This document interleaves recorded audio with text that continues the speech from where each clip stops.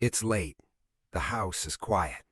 The kind of quiet where even the smallest sound feels louder than it should. You're lying in bed, scrolling your phone, half asleep, and then you feel it. A soft, warm touch on your hand. Your dog. They're right there beside you, eyes half open, calm, and then lick. Slow, deliberate. Another one.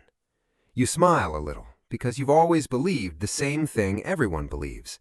These are kisses, just affection, just love.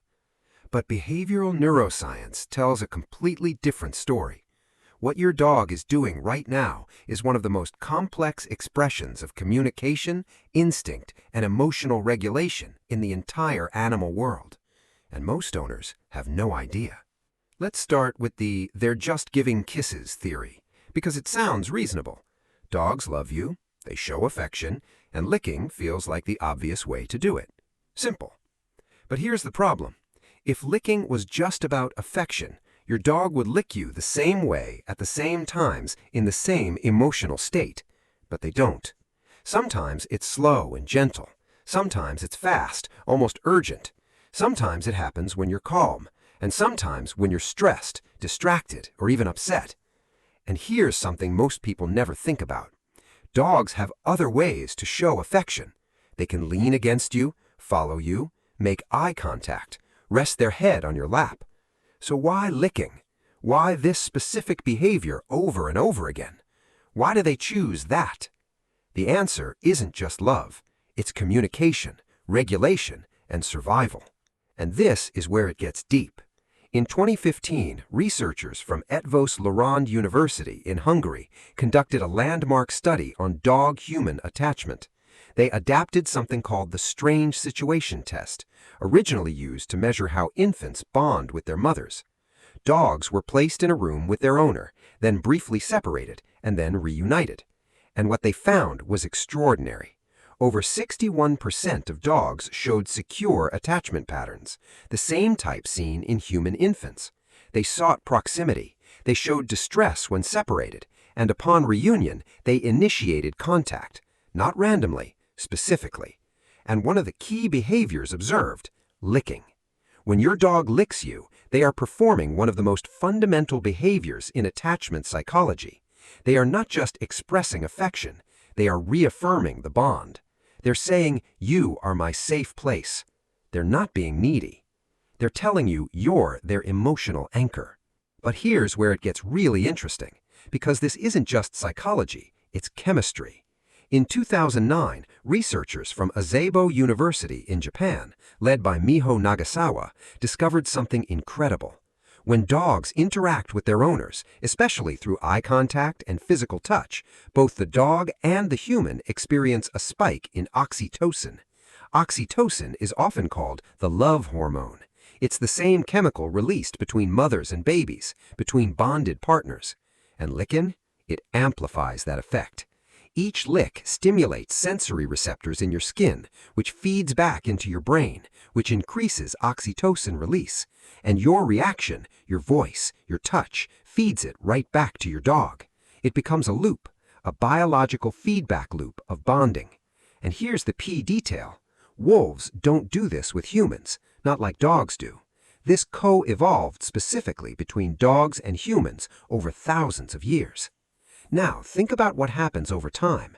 Dozens of these interactions every day, every week, for years. You're not just living together. Your brains are literally shaping each other. So when did this start? The answer is basically from the beginning. Around 15,000 years ago, before agriculture, before cities, before writing, early wolves began approaching human camps, not aggressively, curiously. The ones that were less fearful, more social, more tolerant of human presence, they survived, they stayed, and over generations they changed. We have archaeological evidence of this. At sites like Bonn Ober Castle in Germany, researchers found a 14,000-year-old burial of a human and a dog buried together, carefully, intentionally. These weren't just working animals, they were family. Genetically, modern dogs show unique variations, particularly in genes related to social bonding and stress response, including changes linked to oxytocin sensitivity. Meaning, dogs didn't just learn to live with us, they evolved to connect with us. So when your dog licks you, they're not doing something random. They're continuing a behavior shaped across 15,000 years of selection. Now, I want to tell you about a study that nobody talks about, because the finding seems almost impossible at first. In 2017, researchers from Canisius College studied human-dog interactions during rest and sleep. They measured movement, sleep interruptions, and physiological responses. And what they found was clear. Dogs, especially the ones that seek contact, can disrupt human rest. More movement, more waking moments, more disturbances. But here's the paradox. Over 80% of participants reported feeling more relaxed, safer, and emotionally satisfied when their dog was physically close, even if their sleep was technically worse. How is that possible? Because your brain prioritizes psychological safety over physical comfort. And this is where it gets deep. Maybe your dog isn't interrupting your peace. Maybe they're restoring something more ancient than sleep itself, a sense of not being alone. And the science doesn't stop there. In 2023, researchers from Stockholm University and Linköping University studied physiological synchronization between dogs and their owners. They measured heart rate variability, or HRV, and cortisol levels, key indicators of stress and nervous system activity. And what they found was incredible. Dogs and their owners showed synchronized stress patterns. When the human relaxed, the dog relaxed. When the human was anxious, the dog mirrored it. Their nervous systems were in sync. And here's the most important part. This only happens within bonded pairs. Not strangers, not unfamiliar dogs, only between emotionally connected partners. So when your dog licks you, they may not just be reacting to you. They may be regulating with you, trying to calm you and themselves at the same time. This isn't just behavior, it's a shared biological state. There's one last thing I need to tell you, and it might be the most important part of this video. If your dog has been licking you consistently for months or years, and one day they suddenly stop, don't ignore it. Dogs are creatures of habit. When a deeply established behavior disappears overnight, there is always a reason. It could be environmental, a new routine, a new person, a subtle shift in your daily pattern. It could be physical. Pain is often first expressed through behavioral change, long before limping or visible signs appear. Or in older dogs, it could be cognitive decline. Studies suggest that up to 35% of senior dogs show signs of canine cognitive dysfunction. Your dog doesn't have language. Behavior is the only way they can tell you something is wrong. So pay attention, because sometimes what stops is more important than what starts.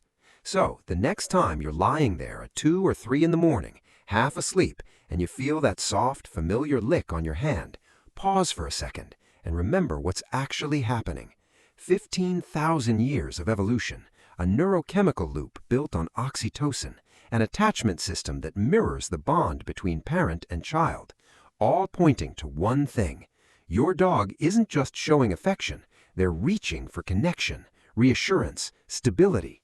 In their world, you are safety, and honestly, the science suggests they might be doing something for you too. If this changed how you see your dog, subscribe to the channel and drop a comment below. I want to know, where does your dog sleep tonight? And if you think licking is interesting, wait until you understand why your dog stares at you, because the science behind that is even stranger than you'd expect.